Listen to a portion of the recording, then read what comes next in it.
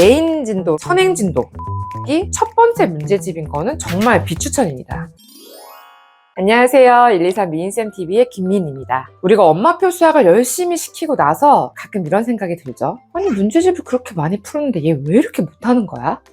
가끔 그런 이유가 문제집일 때가 있습니다. 자, 오늘은 초등수학에서 비추천하는 문제집을 3가지 골라드리려고 해요. 일단 이 3가지 문제집을 제가 소개하기 앞서서 관계자분들은 죄송하다는 말씀 전하고요. 저의 지극히 개인적인 의견임을 다시 한번 강조드리면서 어떤 문제집이 비효율적이고 그때는 못하는지 몰랐는데 나중에 가서야 못한다는 걸 알게 되게 하는 그런 문제집이 무엇인지 지금부터 소개해드리도록 하겠습니다. 자, 첫 번째 문제집은 바로 센 수학입니다.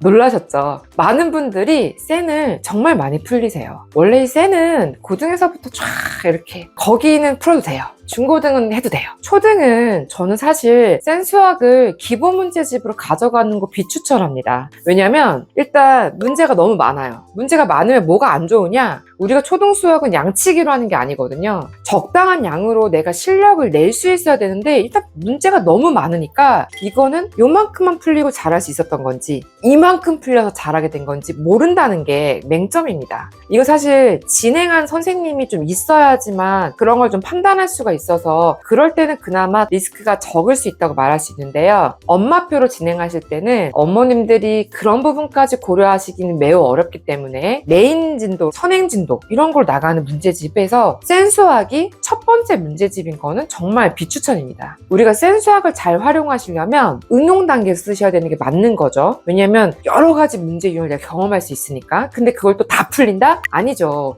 기본 난이도의 문제집을 풀리시고 거기서 잘 틀렸던 유형만 센에서 취해서 풀리셔야 되는데 어머님들이 문제집에 안 풀린 부분을 있게 하는 걸 못 참아 하세요. 근데 이걸 참으셔야 합니다. 필요한 부분만 가져가시고 그래도 10,000원만 주고 샀는데 처음부터 끝까지 다 풀면 이득이잖아요 라고 생각하실 수 있는데요. 아니에요. 그게 독이 될 수 있습니다.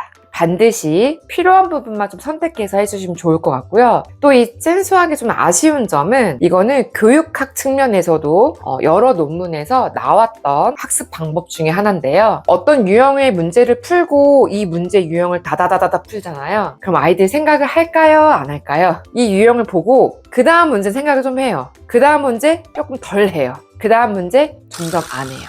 즉 문제를 풀 때마다 사고를 자꾸 하면서 문제를 풀어주고 개념을 가지고 오고 어떠한 풀이 전략을 내가 써야 되는지를 아이들이 계속 생각하면서 풀어야지만 문제를 푼 시간 대비 나의 효과, 아이들 실력 향상을 확인하실 수가 있는데요. 그렇게 구성되어 있지 않는 문제집이 상당히 많죠. 근데 특히나 센 수학은 유형 문제집이기 때문에 그런 패턴으로 문제를 풀리시면 사실 효과적이지 않습니다. 특히나 문제 푸는 걸 카피하는 아이들한테는 굉장히 독이 됩니다. 그래서 반드시 이런 점들을 고려하셔서 이 문제집을 선택하시거나 시기적절하게 넣어주시는 것을 추천드리고요. 제가 비추천하는 문제집 두 번째는 바로 기타 수학입니다. 여러 드릴 연산 문제집이 많이 있어요. 구몬 학습지, 눈높이 학습지에서 연산 쪽이 있죠. 이 연산 쪽의 학습지가 장단점이 다 있잖아요. 근데 장점도 물론 많이 있지만 단점을 꼽자면 일단은 학기 순서로 되어 있지 않다. 그쵸? 그리고 문제가 계속 드릴이니까 도대체 언제까지 계속해야 되는지 어디서 반복을 해야 되는지 넘어가도 되는지 판단이 매우 어렵다. 이 점을 기타 수학이 그대로 가지고 있어요. 어머님도 이렇게 생각하세요. 눈높이 구몬은 같은 거 여러 개 풀리는데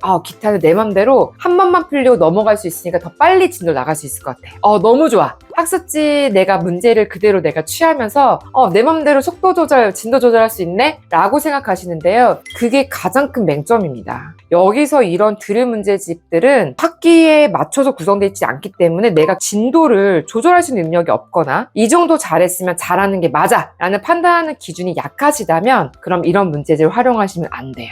오히려 독이 될 수 있습니다. 그래서 오히려 이런 문제집은 어느 때 활용하시는 게 좋으냐? 어떤 학기별 연산 문제집 아니면 딱 학년 구분이 명확한 이런 문제집을 풀리시고 그때 어느 구간에서 속도나 정확성이 안 나오는 구간이 있을 거예요. 그 구간을 좀 더 연습을 해야 되거든요. 그 연습을 해야 되는 단계에서 기타 수학에 있는 부분의 문제를 취하시면 좋죠. 우리 아이는 2자리 곱하기 1자리 중에서 받아올림이 있는 건 못하네. 거기다 그 받아올림이 100의 자리까지 올라가는 걸 더 못하네. 이런 아주 디테일한 차이들이 있거든요. 그 부분만 딱 집어서 복습을 하시는 거죠. 그러면 훨씬 더 메인 연산 문제 하나 정하시고 거기다가 살을 붙이기에는 또 이만큼의 또 교재는 없기 때문에 그런 단계에서 사용하시는 것이 좋고요. 메인 연산 문제집으로는 기탄 수학을 저는 추천하지 않습니다. 이걸 꼭 기억하시고 차라리 기탄 수학 나서 너무너무 풀리고 싶다. 그럼 그냥 눈높이나 구문시키세요. 그냥 선생님한테 차라리 그 기준을 맡기시고 그 흐름을 따라가시는 게 훨씬 나아요. 왜냐면 그 구성 그리고 그 복습을 해야 되는 그 부분 그런 게 아무 이유 없이 짜여진 게 절대 아니거든요. 그래서 그런 부분을 고려하셔서 학습지일지 엄마표를 할지 선택을 하시면 좋을 것 같고요. 제가 비추천하는 3번째 문제집은 바로 플라토입니다. 자, 우리가 도형을 정말 잘하고 싶어하는 니즈가 많아요. 특히 상위권 친구들일수록 더더욱 도형을 잘하고 싶어요. 왜? 도형에서 상위권 친구들의 실력 가늠이 많이 좌지우지 되긴 하거든요. 학년이 올라가면 올라갈수록 더더욱 명확하게 느껴지실 거고 아들에 비해 딸이 좀 더 크게 느끼실 거예요. 근데 이 도형을 문제집으로 익힌다? 어렵다고 생각합니다. 이 도형 문제집을 푸는 이유가 뭐예요? 도형에 대한 감각적인 부분도 키우는 것도 사실 포함되어 있거든요. 근데 문제집을 푼다고 도형 감각이 늘진 않아요. 예를 들어 우리가 원하는 거 이런 거죠. 전개도가 문제 나왔어요. 그럼 그 전개도가 내 머릿속에 탁탁탁 접혀져서 어떤 모습 만나는지 알 것 같아. 전개도에서 요 점하고 요 점에 만나는 거 알 것 같아. 이런 부분에서 우리가 도형의 감이 필요하거든요. 근데 이런 거를 플러프로 연습한다 될까요? 그러지 않아요. 반드시 도형의 감각적인 부분을 원한다면 조금 더 교구를 사용하시는 것 그리고 교구에다 워크북까지 추가해서 사용하시는 걸 추천드리고요. 도형 문제집을 교과로 들어가서 도형 단원을 풀려봤더니 문제를 많이 틀리더라 라고 느끼신다면 그럼 차라리 어떤 파트의 도형 문제를 틀리는지 예를 들어서 근데 우리 아이는 7교만 나왔다 하면 그냥 틀려. 그냥 아이들이 심리적으로 내가 약한 부분을 문제를 맞닥뜨리면 더 생각이 안 나거든요. 더 말려요.